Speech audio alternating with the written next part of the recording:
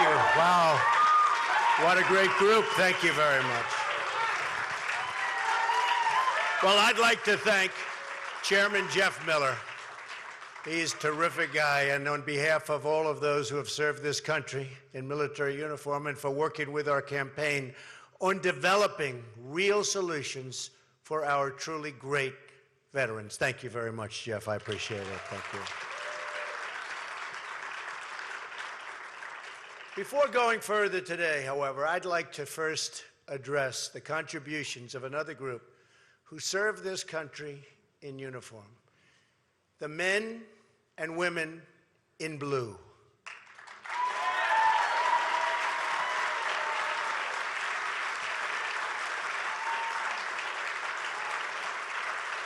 Thank you. Our police officers. We love our police officers. Thank you. That's very nice.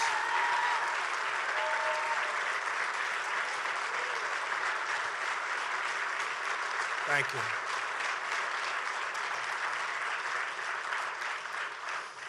Our police officers rush into danger every single day to protect our communities, and they often do it thanklessly and under relentless criticism.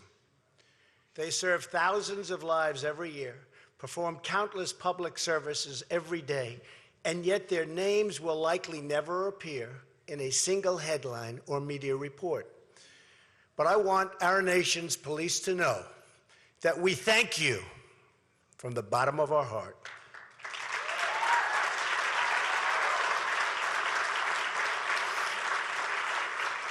And we support you, and we will always, always, always stand with you.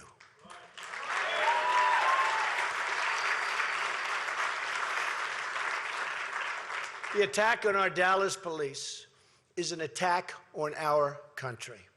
Our whole nation is in mourning and will be for a very long time. Yet we've also seen increasing threats against our police and a substantial rise in the number of officers killed in the line of duty. Very big rise. America's police and law enforcement personnel are what separates civilization from total chaos and the destruction of our country as we know it.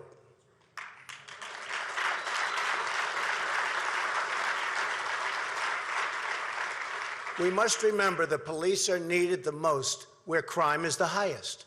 Politicians and activists who seek to remove police or policing from a community are hurting the poorest and most vulnerable Americans.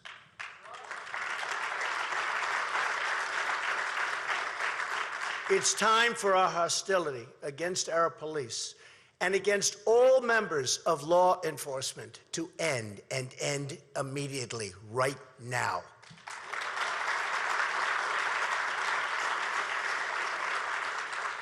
We went through an ugly chapter in our history during Vietnam when our troops became the victims of harassment and political agendas. For too many police today, that is their daily reality. At the same time, the tragic deaths in Louisiana and Minnesota make clear that the work must be done to ensure, and a lot of work, that Americans feel that their safety is protected. Have to do it. We have to get better. Better, sharper, smarter. We were all disturbed by the images that we saw. We must discuss as well the ongoing catastrophe of crime in our inner cities. Our inner cities are rife with crime. According to the Chicago Tribune, there has already been more than 2,000 shooting victims in Chicago alone this year. This epidemic of violence destroys lives, destroys communities, and destroys opportunity for young Americans. Violent crime has increased in cities across America. The New York Times described the startling rise in murders in our major cities. Brutal drug cartels are spreading their reach into Virginia and Maryland. Too many Americans are trapped in fear, violence, and poverty. Our inner cities have been left totally behind. and I'm going to fight to make sure every citizen of this country has a safe home, a safe school, and a safe community.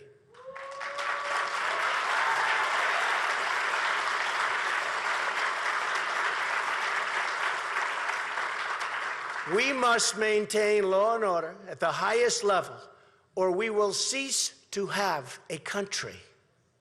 100%, we will cease to have a country. I am the law and order candidate.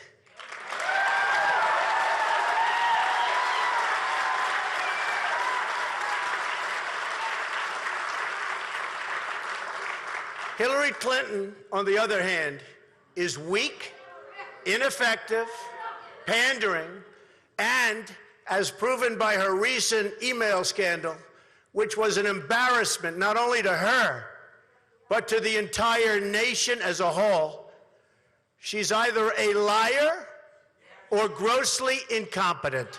One or the other. Very simple. Personally, it's probably both. Not only am I the law and order candidate, but I'm also the candidate of compassion. Believe it, the candidate of compassion.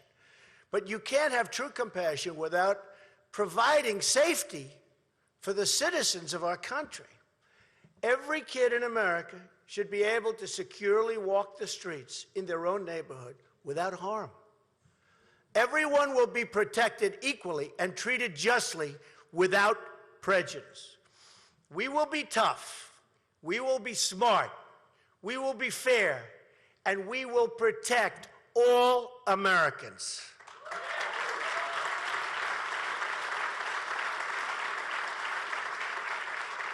Without safety, we have nothing.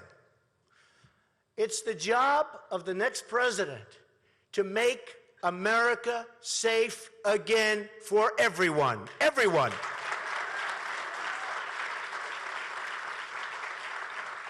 That promise of protection must include taking care of every last veteran, which was going to be the sole topic of today's speech prior to the horrible attack in Dallas. The men and women who have served in our armed forces represent the very best of America. Now is the time to follow their example of unity, public service, and selfless devotion to our nation. We made a promise, and we have to honor the promise that we made to these great heroes. You defend America, and America will defend you.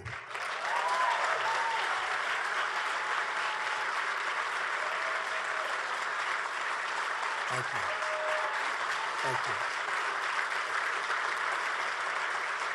Thank you.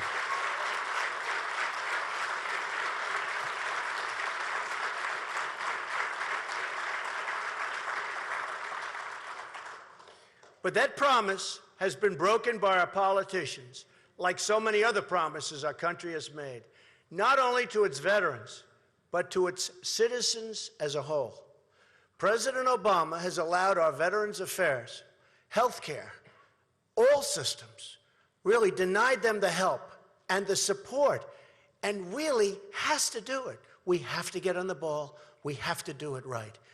Hillary Clinton recently said of the VA scandal that it's not been as widespread as it's been made out to be. That's a quote. She actually thinks that the Veterans Health Administration is well run.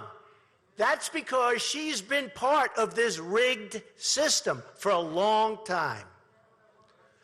Perhaps it's easy for politicians to lose touch with reality when they're being paid millions of dollars to read on a teleprompter speeches to Wall Street executives instead of spending time with real people in real pain. The disconnect. Thank you. The disconnect in America is deep. There are two Americas, the ruling class and the groups it favors, and then everyone else. The VA scandals that have occurred on this administration's watch are widespread and totally inexcusable. An internal memo from the senior VA official describes, quote, lawlessness and chaos at the Veterans Health Administration, including the payments of $6 billion a year in violation of federal contracting rules. The memo also says they waste millions of dollars by paying excessive prices due to breaches of federal laws and warns that these unlawful acts may potentially result in serious harm or death to America's great veterans. And you know it, and you're seeing it. Even the White House's own Deputy Chief Staff described, quote, significant and chronic systematic failures in Veterans Affairs, including a corrosive culture that has led to personal problems across the department with poor management and a history of retaliation against employees who raise issues, and very good issues. He said there is a lack of accountability across all grade levels. On that, he's correct. 40 veterans, just as an example, have died waiting for care in Phoenix. 40 different VA facilities nationwide were found to be manipulating and falsifying wait times. A VA employee who was involved in an armed robbery was kept on staff, as was a convicted sex offender. The VA spent $8 million on solar panels, good old solar panels, for a facility knowing they would likely need to be tearing it down in the very near future. The St. Cloud, Minnesota VA built a $2.3 million wind turbine in April that hasn't supplied power since 2012. Can you imagine the waste and corruption we'll find when we begin a full investigation in January of 2017?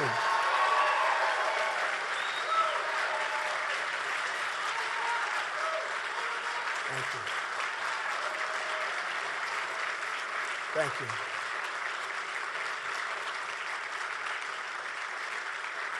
Thank you. Most of those responsible have still not been held to account. Fixing this corruption will be one of my many and really highest priorities. And believe me, it will happen. I'm really good at things like that. It will be fixed, and that begins with a simple promise. Every veteran will get timely access to top quality medical care. Every veteran.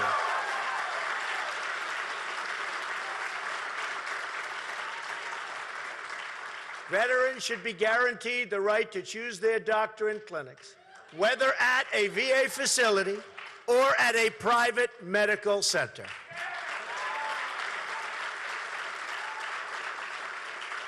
We must extend this right to all veterans, not just those who can't get an appointment in 30 days or who live more than 40 miles from a VA hospital, which is unfortunately the current and wrong policy. This promise includes guaranteed access to the best available health care services for our female veterans. They're not being treated right. We must also do more to help our veterans find jobs. Every year, large corporations bring in many thousands of low-wage workers from overseas and across the border to fill jobs that could easily be filled by our veterans. Veterans should come first in the country they fought to protect. They fought hard to protect us. They are going to come first in a Trump administration. They will be.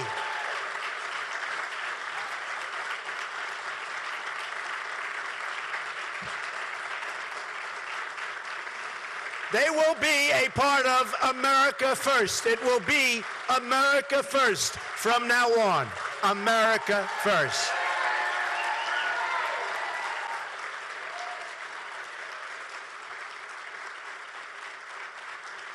Thank you.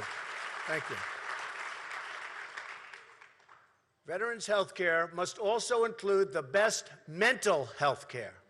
A shocking 20 veterans are committing suicide each and every day, especially our older veterans.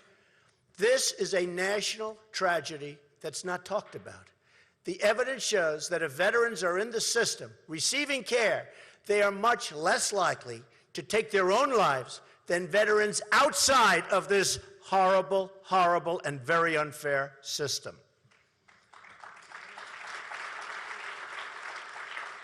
That is why we must increase the number of mental health care professionals inside the VA while ensuring that veterans can access private mental health care as well. Have to do it. Have to do it. We have no choice.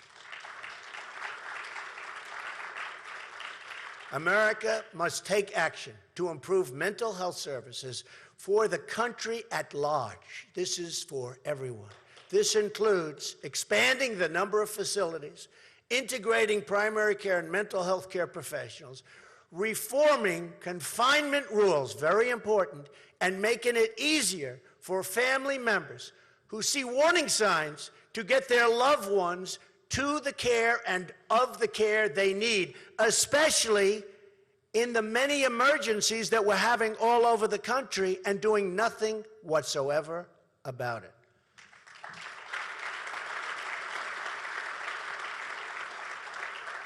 One of the most important reforms we can make is accountability. Right now, when VA employees fail our veterans, you can't discipline them. That's because of outdated civil service rules in need of reform. Have to do it. We like it, we don't like it, we have to do it. It's time. In fact, employees are given bonuses after making bad decisions. In 2014, the VA awarded a $142 million in bonuses to employees, including bonuses to the executives who oversaw construction of the Denver VA hospital that was more than $1 billion over budget. Two other VA executives signed, abused, and they really abused, it was terrible, abused their authority to obtain $400,000 in relocation benefits. Currently a scandal, and we're doing nothing about it. It doesn't have to be this way. As Veterans Affairs Chairman Jeff Miller just said, and will say all the time, the VA is not sacred. The veteran is sacred. The veteran is sacred.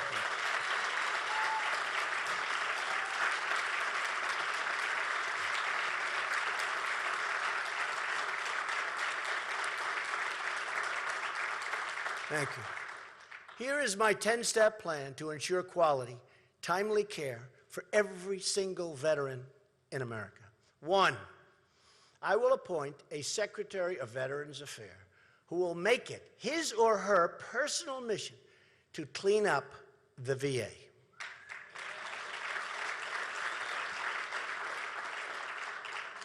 And this will be a person of great competence. This will not be a political hack.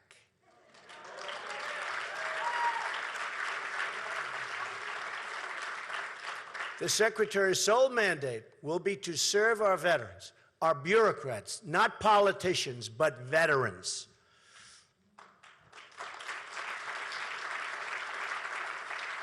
Amazingly, President Obama's VA Secretary recently downplayed concerns about waiting times by saying that people also wait in line at Disneyland. So what's wrong with that, right? 2, I'm going to use every lawful authority to remove and discipline federal employees or managers who fail our veterans or breach the public trust.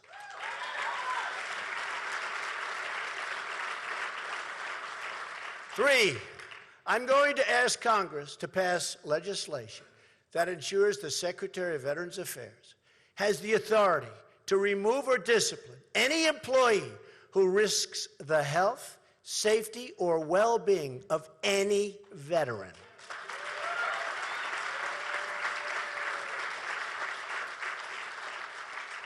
Four, I'm going to appoint a commission to investigate all of the wrongdoing at the VA and then present those findings to Congress as the basis for bold legislative reform. Five,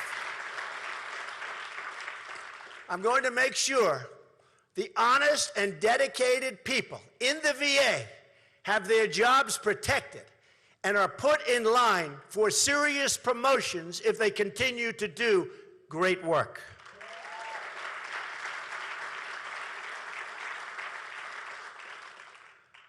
I will create a private White House hotline. That is really, and so importantly, going to be answered by a real person. Actually, a person, not a computer that picks up a phone. And that'll take place 24 hours a day to ensure that no valid complaint about the VA and its wrongdoing falls through the cracks.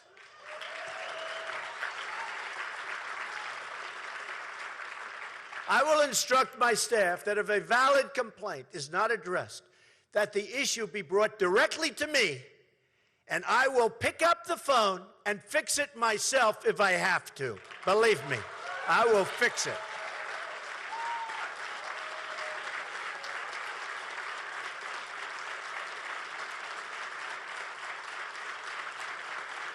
Thank you. 7, we are going to stop giving bonuses to people for wasting money. Wasting money, the bonuses, the money that's being paid out, and start giving bonuses to people for improving service, saving lives, and cutting waste.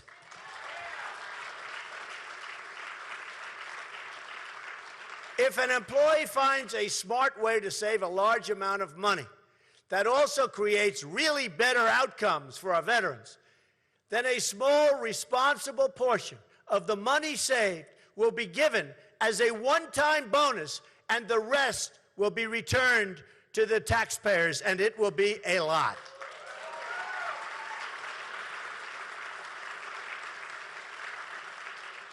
We are going to reform our visa programs to ensure American veterans are in the front, not the back of a line.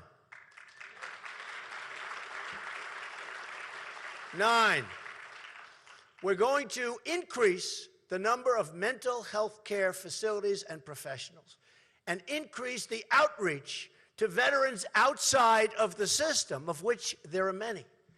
10, we are going to ensure every veteran in America has the choice to seek care at the Veterans Administration or to seek private medical care paid for by our government.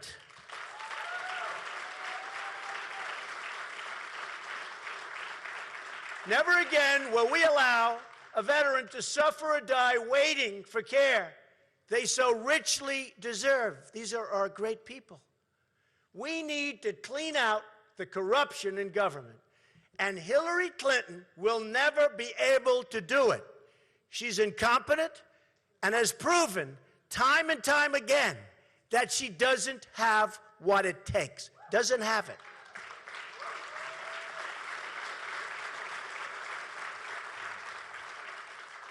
Crooked Hillary Clinton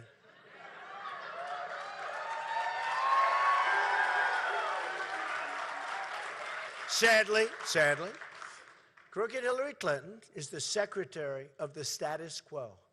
And wherever Hillary Clinton goes, corruption and scandal follow. Just look at her life. Our country needs change, and she will never give us change. Never, ever, ever. The fact is, she helped create our rigged system. You saw that last week. Hillary Clinton's America is a country where the elite get one standard of treatment and everybody else gets second-class treatment. So true. And she couldn't care less. Despite what she says, she couldn't care less.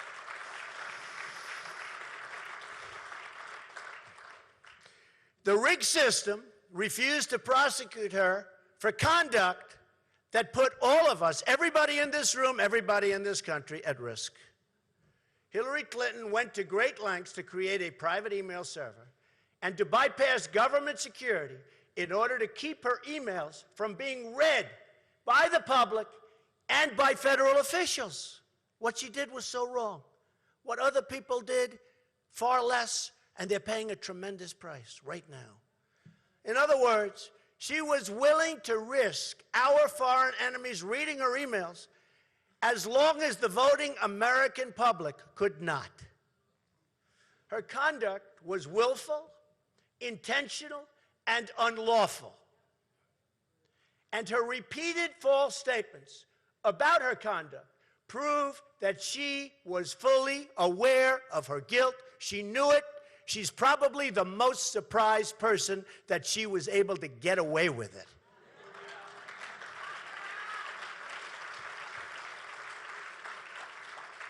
This was not just extreme carelessness with classified material, which is still totally disqualifying. This is calculated, deliberate, premeditated misconduct, followed by a cover-up that included false statements and lies to Congress, the media, and the American people. In fact, when the FBI interviewed her for only 3 hours during the 4th of July weekend, her interview was not recorded, and she was amazingly not even under oath. You didn't know that. She carried out her dangerous email scheme at the same time as her bad judgment and enthusiasm for regime change was unleashing ISIS all across the world. Afterwards, as a further demonstration of guilt, Hillary Clinton erased more than 30,000 emails as part of a cover-up. It's the only reason, part of a cover-up. Hard to believe what's going on with our country. The fact that she got away with all of this could be her single most impressive accomplishment. To me, it is. It's her greatest accomplishment. When thinking about her email destruction, let's not forget many foreign and corporate entities and other special interests with business before Hillary Clinton's State Department were making massive financial contributions, folks. These contributions were made to both the Clinton Foundation and to the Clintons directly. If elected, Hillary Clinton would become the first president of the United States who wouldn't be able to pass a background check. She would not be able.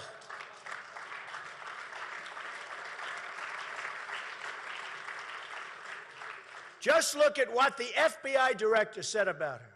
Her misconduct is a disgrace and an embarrassment to our country. Clearly, Hillary Clinton thinks she's above the law. Come November, the American people will show her that she is not above the law.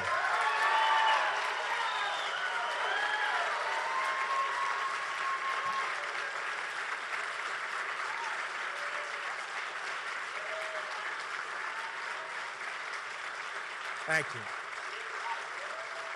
Thank you.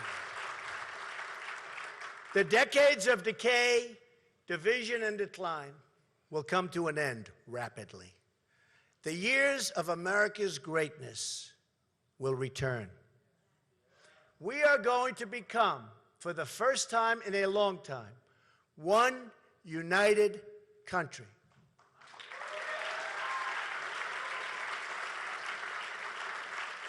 We're going to make America great again and safe again for all Americans. We will dream big and bold and daring things once more. Once more, we're going to go big. We're going to go great. You're going to be so proud of your country. Let me conclude by paying tribute to every single American hero who has served this country, and most especially those who gave the ultimate sacrifice.